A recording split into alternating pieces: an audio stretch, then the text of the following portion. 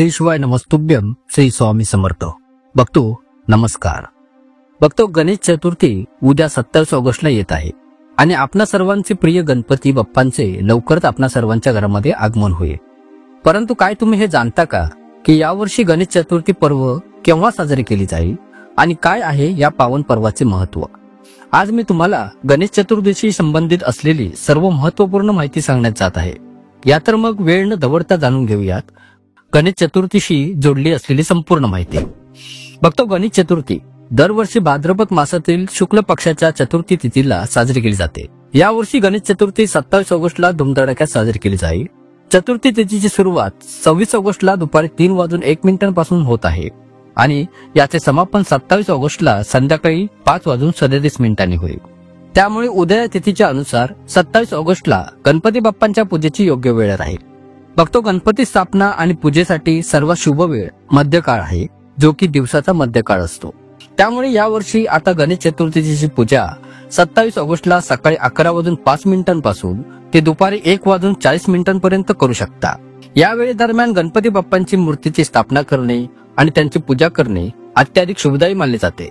गणेश चतुर्दशीच्या दिवशी सकाळी लवकर उठून गणपती बाप्पांना दंडवत प्रणाम करावा आणि स्नान आदी करून मंदिराच्या साफसफाई नंतर श्री गणेशांची मूर्ती स्थापित करावी. फक्त पूजेच्या दरम्यान श्री गणेशांना वस्त्र, जनेऊ, दुर्वा, अक्षता, चंदन, धूप, दीप, पिवळी फुले आणि फळे अर्पण करावीत. पूजेच्या शेवटी पूर्ण कुटुंब परिवारासोबत श्री गणेशांची आरती करावी आणि प्रसाद वाटावा. भक्तो, श्री गणेशजींना दुर्वा वाहिण्याचे विशेष महत्व आहे. असे म्हटले जाते की दुर्वा वाहिल्याने गणपती अत्यंत प्रसन्न होतात आणि भक्तांच्या सर्व मनोकामना पूर्ण होतात. दुर्वा अर्पण करतेवेळी श्री गणेशाय नमः दुर्वांकुरान समर्पयामी या मंत्राचा जप करावा. श्री गणेशजींना 21 दुर्वा अर्पण करण्यास खूपच शुभदायी मानले जाते. भक्तो, गणेश चतुर्दशीच्या दिवशी चंद्राचे दर्शन करणे खूपच अशुभ मानले जाते. याने आपल्याला मिथ्या दोष लागू शकतो, जो की खोट्या दोष व आरोपांचा कारण बनू शकतो.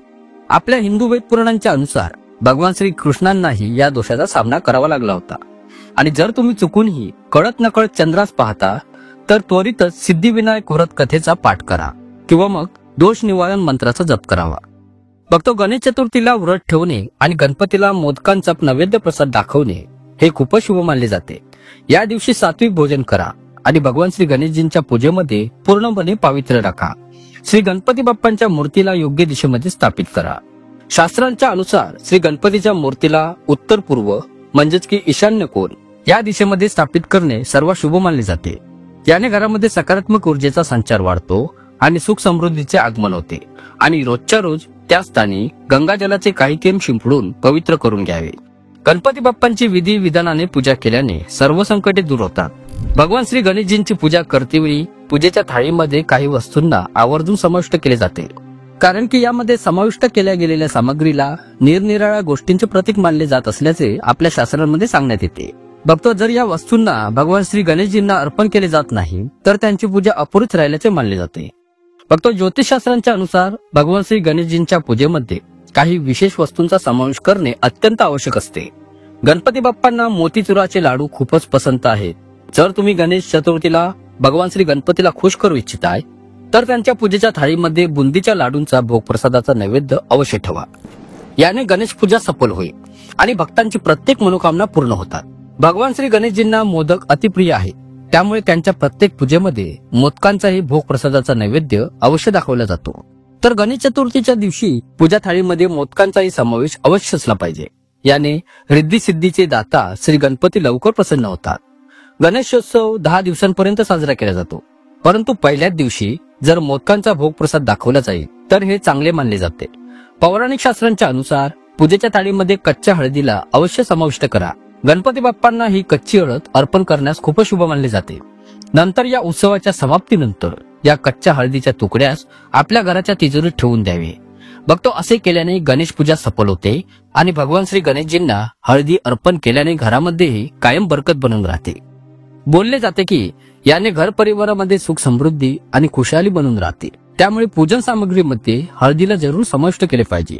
फक्त गणपती बाप्पांना प्रसन्न करण्यासाठी दुर्वांच्या जुड्या म्हणजेच की एकत्रित दुर्वांची एक जुडी असते, तिला अवश्य अर्पण करावे.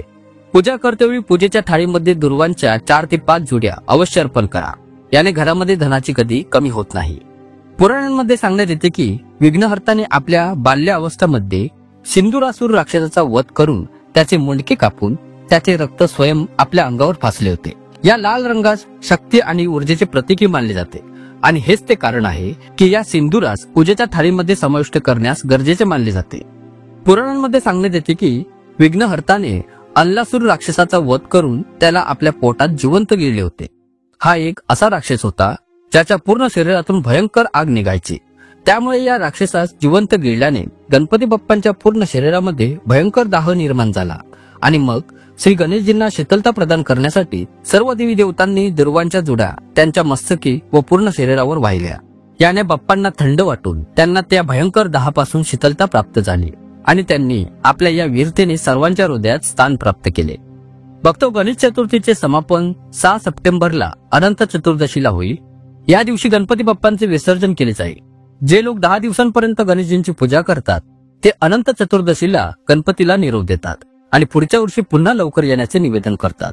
तर भक्तो, या वर्षी बाप्पांची पूजा करतेवेळी या सर्व गोष्टींच्या बाबींचे ध्यान नक्कीच ठेवा आणि त्यांच्या आशीर्वादाने आपल्या जीवनामध्ये सुख, समृद्धी आणि सौभाग्य प्राप्त करून घ्या. आशा करतो तुम्हाला ही माहिती नक्कीच आवडली असेल. ब्रह्मांड नायक तोच एक समर्थ. जय जय श्री स्वामी समर्थ. खूप खूप धन्यवाद.